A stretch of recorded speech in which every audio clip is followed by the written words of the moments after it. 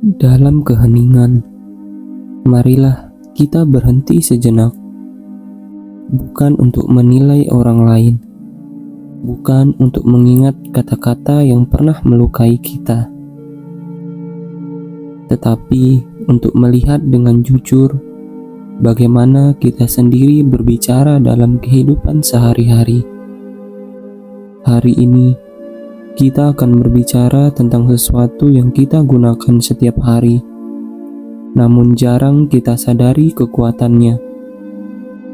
Ucapan. Sang Buddha pernah bersabda bahwa dari semua tindakan manusia, ucapan adalah jembatan antara batin dan dunia. Ucapan lahir dari pikiran, lalu menyentuh makhluk lain. Dan karena itu, ucapan memiliki kekuatan untuk melukai atau menyembuhkan. Marilah kita berjalan dengan pelan, menyusuri jejak terang dari ajaran ini. 3 jenis orang di dunia. Sang Buddha bersabda, ada 3 jenis orang di dunia ini. Beliau tidak menyebut kasta, tidak menyebut status, tidak menyebut pendidikan. Beliau hanya menunjuk bagaimana seseorang berbicara. Karena dari ucapan, batin seseorang dapat dikenali. 3 jenis itu adalah orang yang ucapannya bagaikan kotoran, orang yang ucapannya bagaikan bunga, orang yang ucapannya bagaikan madu. Mari kita renungkan satu persatu. Pertama, ucapan bagaikan kotoran. Sang Buddha menggunakan perumpamaan yang sangat keras. Kotoran, sesuatu yang kotor, berbau, dan membuat orang ingin menjauh. Beliau berkata, jika seseorang dipanggil oleh satu dewan dan ditanyai sebagai saksi, tidak tahu, ia mengatakan, "Aku tahu." Ketika ia tahu, ia mengatakan tidak tahu. Ini adalah ucapan yang lahir bukan dari ketidaktahuan, tetapi dari niat menipu. Seseorang tahu kebenaran, namun memelintirkannya. Mengapa? Demi kepentingan diri sendiri, demi melindungi orang tertentu, atau demi keuntungan kecil semata. Ucapan seperti ini mungkin terlihat sepele, namun Sang Buddha melihatnya sebagai sesuatu yang sangat merusak. Mari kita berhenti sejenak. Ucapan bagaikan kotoran tidak selalu muncul di pengadilan. Ia muncul dalam kehidupan sehari-hari. Saat kita menutup-nutupi kesalahan, memutar cerita agar terlihat baik, berbohong kecil agar merasa aman, dan menyembunyikan kebenaran demi kenyamanan. Setiap kebohongan meninggalkan noda di batin, dan noda itu tidak langsung terlihat.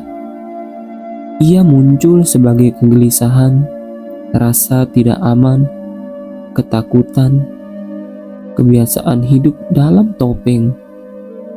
Orang yang ucapannya bagaikan kotoran, perlahan kehilangan satu hal penting dalam hidupnya.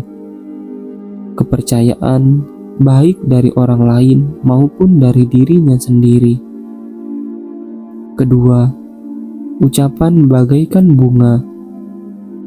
Sang Buddha berbicara tentang jenis yang kedua. Ucapan bagaikan bunga. Bunga tidak mencolok seperti madu, tidak manis berlebihan, tetapi bersih, segar, dan wajar. Sang Buddha berkata, jika seseorang tidak tahu, maka ia mengatakan tidak tahu. Dan jika seseorang mengetahui, maka ia mengatakan, "Aku tahu." Ini adalah ucapan yang jujur, tidak dilebihkan, tidak dikurangi, tidak dipelintir. Orang ini tidak menggunakan ucapan sebagai alat untuk memanipulasi. Ia berbicara sesuai kenyataan. Ucapan seperti bunga memberikan satu hal yang penting, yaitu kejelasan. Mari kita renungkan. Mengucapkan "aku tidak tahu" butuh keberanian. Mengakui "aku salah" butuh kerendahan hati. Ucapan bagaikan bunga tidak membuat seseorang terlihat hebat, tetapi membuat batin seseorang menjadi ringan. Seseorang tidak perlu mengingat kebohongan. Seseorang tidak perlu menutup-nutupi cerita. Seseorang berdiri di atas kebenaran, dan itu sendiri sudah merupakan kedamaian.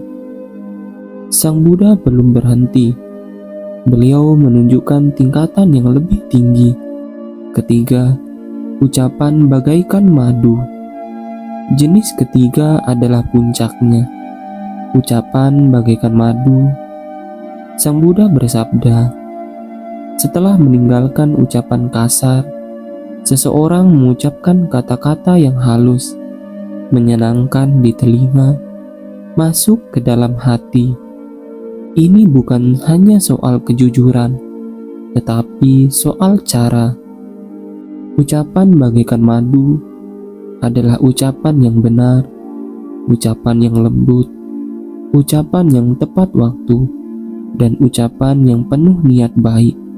Orang seperti ini tidak hanya bertanya apakah ia mengatakan sesuatu yang benar, tetapi apakah ini bermanfaat, apakah ini melukai, apakah ini perlu diucapkan sekarang.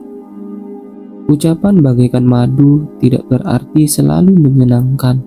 Kadang kebenaran itu pahit, namun ia menyampaikan dengan kebijaksanaan dan welas asih, karena tujuan utamanya bukan melukai, tetapi membangunkan. Orang yang ucapannya bagaikan madu menjadi tempat aman bagi orang lain. Orang lain merasa didengar, merasa dihargai, merasa diterima, dan batin orang seperti ini menjadi lembut dan luas. Sahabat jejak terang, Sang Buddha tidak memisahkan ucapan dari batin. Ucapan kasar lahir dari batin yang keras. Ucapan yang jujur lahir dari batin yang bersih. Ucapan yang lembut lahir dari batin yang penuh welas asih. Kita mungkin tidak bisa langsung mengubah batin kita, tetapi kita bisa memulai dari ucapan dengan memperhatikan apa yang kita katakan, mengapa kita mengatakannya, dan bagaimana kita mengatakannya. Mari kita bertanya pada diri sendiri tanpa menghakimi diri kita. Dalam satu hari terakhir, lebih seringkah ucapanku bagaikan kotoran, bagaikan bunga, atau justru bagaikan madu? Sang Buddha tidak menuntut kesempurnaan. Beliau hanya menunjukkan arah bagi kita. Jika hari ini kita memilih satu ucapan yang jujur dan alih-alih kebohongan kecil, jika hari ini kita memilih satu kata yang lembut alih-alih berkata kasar, maka hari ini juga kita sedang membersihkan batin kita sendiri. Jejak terang sering dimulai dari satu kalimat sederhana yang diucapkan dengan sadar. Semoga ucapan kita menjadi sumber kedamaian bagi diri kita dan bagi dunia.